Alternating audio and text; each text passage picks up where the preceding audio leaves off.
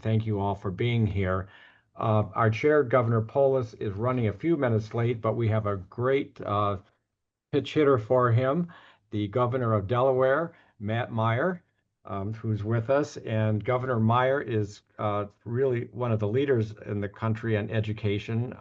He's got a great background. He and I were having a conversation the other day about education, and uh, he can tell us how he got started in all of this and what's happening in Delaware and just his general thoughts on education. So I'm going to turn it over to you, Governor. Great. Thank you so much, Bill. Just give me a thumbs up if you can hear me. I have like Yes, yes, you're fine. technology Yeah, you're paranoia fine. that I'm talking into a muted mic, No, but it's good to see everyone. Uh, um, as county executive a few years ago, I went to the White House to meet with the then Vice President Kamala Harris, and Mitch Landrieu was introducing her, and then when he was done his introduction, the Vice President was not there. So they said to him, Mayor Landrieu, please continue. And he stood up there and did like 20 minutes of stand-up comedy until she showed up. I remember he talked about walking into a McDonald's as the mayor of New Orleans, and the person behind the counter is like, "Oh my God, I know you, I know you." And he's like, "Yes." He's like, "You're the weatherman." And he went on and on with stand-up. So I'm tempted to sort of do the same routine. I made it very clear to Bill. My limit is 25 hours, the Booker standard. But jokes aside, I really appreciate everyone being here today. I especially appreciate, Bill, your leadership and Governor Polis's and Governor Stitt's leadership in NGA. I don't want to sugarcoat it during a particularly fraught and highly partisan time for our country when a lot of Americans are scratching their head and wondering what the future is. Bill and Governor Polis and Governor Stitt really managed to bring people together, I think that is really effective and delivers values for states across our country and for America. And nothing and no issue is more important than Governor Polis's initiative to let's get ready, educating every American for success. And I can tell you as a governor who these days is pulled off things like this very often for one emergency or another, I assure you, whatever he's called to is extremely important. So as Bill referenced, I am a educator by background. I taught fourth grade and then later sixth and seventh grade math. I actually started my experience as a teacher in a program called AmeriCorps in Teach for America. I think I'm the only governor who's ever gone through the Teach for America program. As you might know, when you go through the Teach for America program, you don't really pick where you go, or at least you didn't back when I did it, or what you teach. And they sent me to Washington, D.C., to the Anacostia section where I was a fourth grade educator. And those 3 years teaching in D.C. public schools taught me a world that I use every day and utilize in so many ways as the governor of the state of Delaware. I also want to thank the panelists who are here today, Dr. Chetty, Dr. Duckworth, Dr. Rosa, and Ms. Reeves. Thank you not only for being here today, but your vision and expertise for the country and for Delaware's kids, for America's kids in your work every single day. It's an honor to be invited to be a part of this conversation. I really believe there's no more urgent responsibility for governors today than reimagining what education looks like for the next generation. In fact, I'm often frustrated when I see what's coming out of Washington more than anything. As an educator who spent time in private industry, I feel like one of the frustrations is that I know our K-12 education system and certainly our public school system is not training our workforce of the future the way it can be and should be. We should be world leaders, global leaders in K-12 education. And I think by numerous measures, we're not. And we need leadership to do that. And so insofar as we're not getting the leadership from the federal government, I'm proud that there are governors across the country and thought leaders across the country who are providing that leadership. As I mentioned, I come to this work not just as a governor, but as a former classroom teacher. And being in Teach for America and teaching later in Wilmington, Delaware, was one of the hardest and most humbling and most rewarding experiences of my life. It shaped how much of what I do right now. And when you stand in front of the classroom, you quickly learn what works and what doesn't. You learn that success doesn't come from top-down mandates. Whenever we prepare for me to come to talk to a meeting like this, I often tell people that when I was teaching, I knew that there were meetings like this, and I too often felt like when I was in a classroom teaching kids who were having deep and intensive experiences and growing up in poverty, that meetings like this too often had no relationship to the solutions that these families I was serving were looking for in their lives. I think the solutions ultimately come from empowering teachers, from trusting teachers' expertise, from developing really strong metrics and developing students' problem-solving skills, giving students the tools and flexibility, and schools the tools and flexibility to meet the needs of their student. So in Delaware, our vision for education is simple. We're trying to put tools in the hands of teachers and school leaders, and we're trying to develop effective measurements to measure those classrooms and those schools so we really understand what's working and what's not. Because I think ultimately teachers, not bureaucrats, really know how to unlock the potential inside every child. Here in Delaware, as is true across the country, vision isn't enough. Giving a great speech on education isn't enough. We have to act with urgency.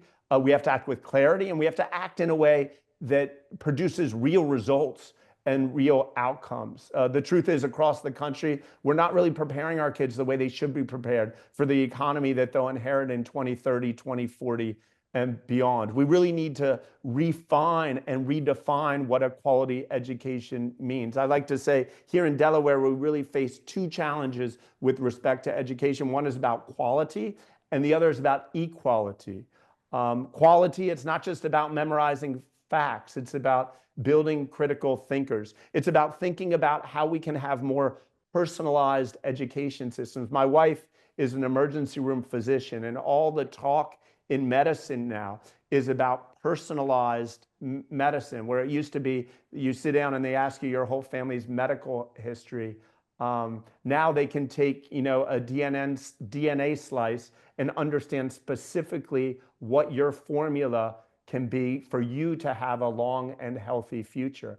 And similarly, everybody learns differently. Many people who were in my fourth grade classroom maybe read on a sixth grade level, but could do math on a third grade level. Schools traditionally have not been well positioned, and today in many places are not well positioned to deliver quality, on-time, appropriate content to students. And I know people in this meeting know much better than I do, that there are technologies and innovations available so that we can do that. And we can do it in a way that's among the best in the world. There's also a whole bunch of other stuff. I think in our highest violence neighborhoods, every student should be learning conflict resolution. Kids should be learning civics. I think in some regard, you look at what's happening across our country today, and at least part of the issue is that a lot of people just don't understand basic civics. Kids need to learn financial literacy so they can build savings, break out of intergenerational cycles of poverty. It's also about making sure education doesn't end at high school graduation, but it feeds either into higher education or pathways into meaningful careers and lifelong learning. And at the same time, as I mentioned, something passionate, as someone who taught in Anacostia, who started his career in Teach for America, is a true conversation about equity and equality in education. Your zip code should never determine your future. It should never determine the quality of your education. That kind of imbalance has existed for as long as there's been an America, and as long as there's been an education system in America, going back to the times of Dewey and before. But it's really fundamentally un-American that the zip code you're born into and the local public schools that you happen to live nearby too often determine the future, your future career and your earning potential. Every child deserves a great teacher, a safe school, and a fair shot, and a great school that's measurable. And that's true no matter where in Delaware or where in America you live. And so those are the principles that guide us. In Delaware, I'm in my 98th day as governor. We recently declared a literacy emergency based on our NAEP test scores. We have an action plan associated with that. We're raising teacher pay, so we have a big retention problem and recruitment problem. So we're working on that.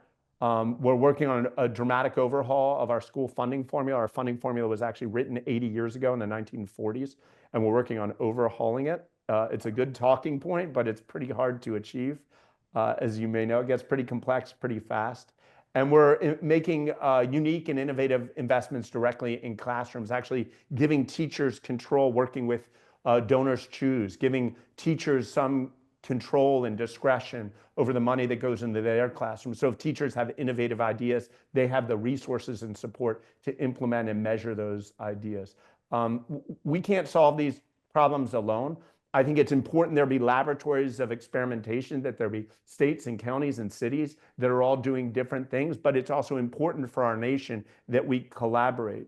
It's going to take all of us, governors, educators, many people in this meeting, researchers, people with new innovative ideas, along, of course, with parents and advocates in the community, all working together for us to truly make progress. And part of that is making sure we share best practices, and also say some worst practices, that we share them across state lines. We need to break down silos and make sure there's fluid conversation. I think most countries across the world are doing this, and we need to make sure that conversation within the American context today is vibrant. Matt Meyer, you are a great first act. And let me tell you, you are so passionate about education, and it just comes through loud and clear. So, and we are so happy to have you with us today to hear your background and your story and the great things you're doing in Delaware after 98 days. We're now joined by Governor Jared Polis, our chair. Hope you got to hear some of what Matt had to say. I So, did. And by the way, we are so excited to have an education champion like Matt Meyer as a governor. Matt, thank you for your words, but also for really elevating this issue with your own experience. And I'm excited for your work, and we're excited to have you as part of our National Governors Initiative. Let's get ready. And as you said, we can learn just as much, as Governor Meyer said, from what works as what doesn't work. And sometimes we talk about expanding and replicate what works. We also need the moral courage to change what isn't working. And sometimes that's actually harder politically to change what isn't working, but they're both extremely important. And we need to make sure that we're upping the bar nationally on student achievement and making sure that that word student achievement kind of means something, means that this is a pathway for the student to succeed in life, right? Means that they're able to get a good job. They don't have knowledge for the sake of knowledge. We like that as a liberal arts society, but frankly, that they're able to support themselves and earn a good living.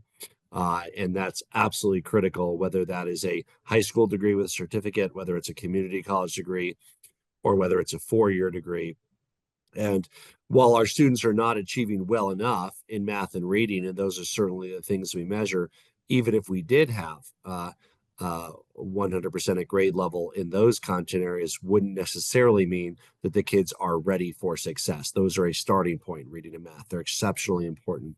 But we also deeply care about what skills the kids have, how those are credentialed, how employers in the private sector can value those credentials, and making sure that there are no barriers and many pathways for students to get those credentials. We've held National Governors Association gatherings for Let's Get Ready in Denver, Las Vegas, and New York, and today virtually. And we have three amazing panelists that we're going to get to in just a moment. And one of the things that we've asked governors to do is visit schools in their state. I visit, I'm sure Governor Meyer does too. This is a regular part of our work, but we wanted some of the governors that might not think about education every moment of every day to get out and do that, because for every state, it's usually our largest line item in our state budget. It's really right up there, whether it's 25, 35, 40%. It is the largest line item. And so governors and states are in an excellent position to demand better results out of the money that we're investing in our schools. And that's exactly what we're doing.